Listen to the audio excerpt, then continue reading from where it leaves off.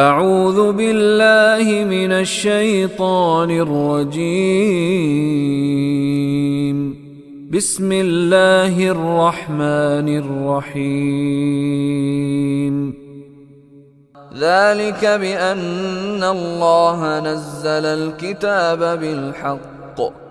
وإن الذين اختلفوا في الكتاب لفي شقاق بعيد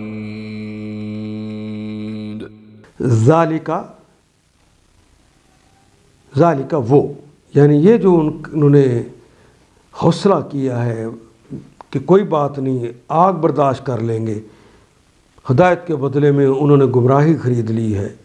انہوں نے مغفرت کے بدلے میں عذاب خرید لیا ہے، یہ جو معاملہ ذالک وہ، بِأَنَّ بے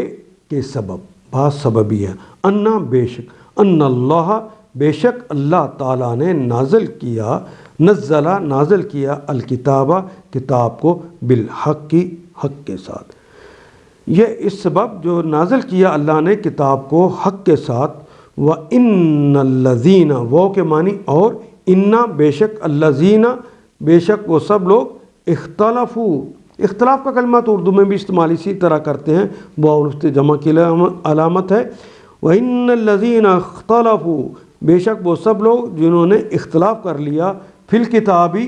فی میں، الکتاب اس کتاب میں، خاص کتاب یعنی قرآن حکیم میں انہوں نے اختلاف کر لیا، لفی شقاق، لام کے لیے، فی میں، یہ شقاق شین کاف سے نکلتا ہے، فعال کے وزن پر ہے، شقاق مخالفت اور دشمنی، بعید بہت دور چلے گئے ہیں، بعید دور، لفی شقاق بعید وہ اپنی مخالفت اور دشمنی میں بہت دور چلے گئے ہیں۔ یہ سب کچھ